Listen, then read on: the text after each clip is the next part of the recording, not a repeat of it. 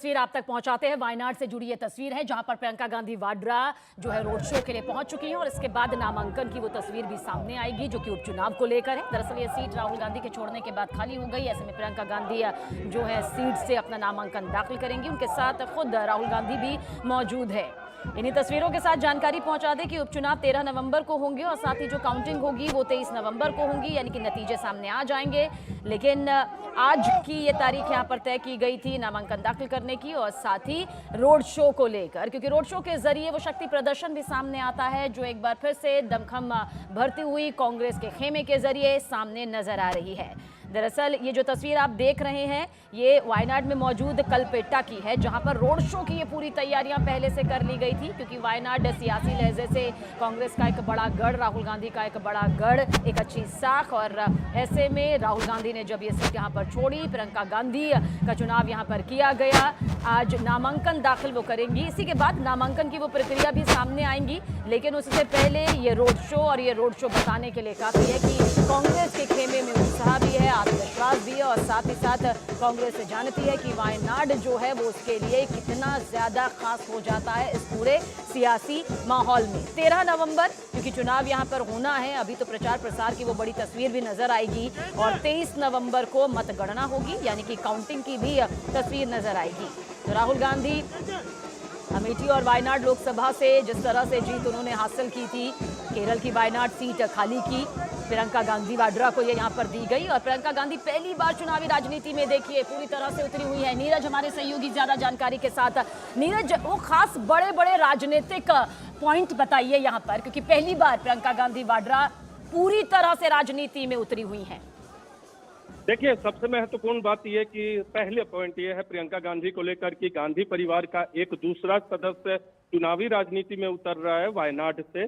प्रियंका गांधी जो कि आकर्षक व्यक्तित्व तो मानी जाती है कांग्रेस पार्टी के अंदर गांधी परिवार से, और बीच में जब राहुल गांधी कमजोर हुए थे तो कांग्रेस के अंदर से दबी जुबान में ये बात जरूर आती थी कि प्रियंका गांधी को आना चाहिए। हालांकि उत्तर प्रदेश में उनकी जो सफलता है वैसी नहीं रही बतौर महासचिव के तौर पे, लेकिन उन्होंने मेहनत किया। दूसरी अहम बात यह कि दक्षिण से चुनाव मैदान में उतरी है। राहुल गांधी जब अमेठी से हारे तो खुद वायनाड से भी तब चुनाव लड़े थे और वायनाड से जीते थे, अमेठी में हारे थे। इस बार बहन ने दक्षिण का रुख किया तो गांधी परिवार के दो सदस्य, एक उत्तर एक दक्षिण में। दूसरी अहम पॉइंट है आज की तारीख में कांग्रेस पार्टी ज्यादा मजबूत दक्षिण में, इसलिए गांधी परिवार नहीं चाहता था कि दक्षिण को छोड़ा जाए और ये संदेश न जाए कि राहुल गांधी वहां छोड़कर फिर उत्तर की तरफ चले गए हैं।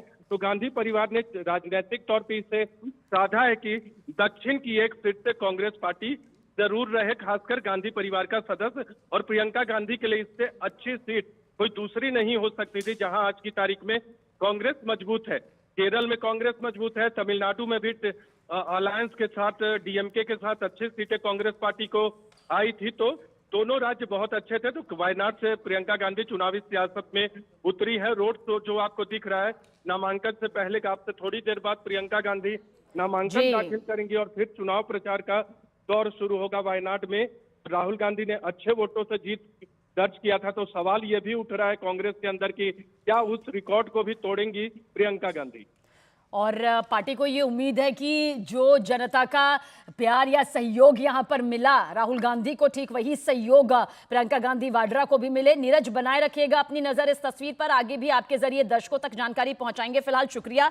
इतना तय है कि केरल की वायनाड सीट खाली करने के बाद प्रियंका गांधी वाड्रा पार्टी के लिए सबसे अच्छी उम्मीदवार के तौर पर यहां पर उभरी। नाम पर मुहर लगनी कह भी सकते हैं कि इसे औपचारिकता भर कहिए, क्योंकि राहुल गांधी या फिर उनके परिवार की जो बड़ी छवि के तौर पर बार बार ये भी कहा जा रहा था कि प्रियंका गांधी ने सियासी तौर पर तो आगाज बहुत पहले कर दिया, लेकिन चुनावी तौर पर जो अभी आगाज करना बाकी है वो कहां से प्रियंका गांधी वाड्रा करेंगी। और ठीक तस्वीरें सामने आई हैं, ये दो तस्वीर भी इस वक्त आपके सामने मौजूद है। देखिए किस तरह से बड़ा शक्ति प्रदर्शन वायनाड में, 2 सीटों से राहुल गांधी ने अच्छी खासी जीत हासिल की, अमेठी और वायनाड। उसके बाद वायनाड को उनके जरिए छोड़ा गया। प्रियंका गांधी अब यहीं से चुनावी ताल ठोकते हुए अपने सियासी पारे को आगे बढ़ाते हुए नजर आ रही हैं, यानी कि वो चुनावी दौर अब प्रियंका गांधी के साथ चलता नजर आएगा, जिसके आगाज का जिक्र काफी वक्त से पार्टी में उठ भी रहा था। समर्थक, कार्यकर्ता, पार्टी के दिग्गज, पार्टी के खेमे का एक बड़ा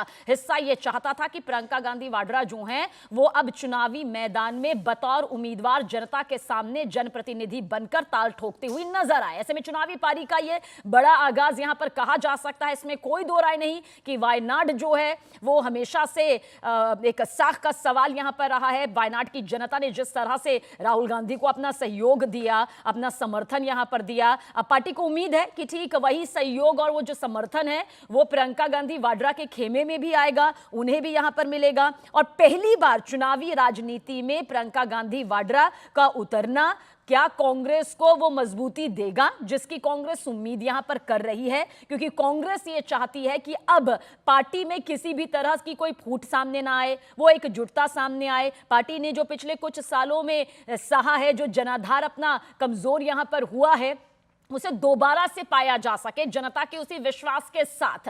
यही विश्वास की लहर इस शक्ति प्रदर्शन के तौर पर भी यहां पर सामने आ रही है। लेकिन इसमें कोई दो राय नहीं कि ये सिर्फ चुनावी तौर पर बड़े सफर की शुरुआत नहीं, बल्कि इसके साथ साथ प्रियंका गांधी वाड्रा पूरी कांग्रेस जानती है कि बहुत बड़ी जिम्मेदारी इसी के साथ प्रियंका के कंधों पर।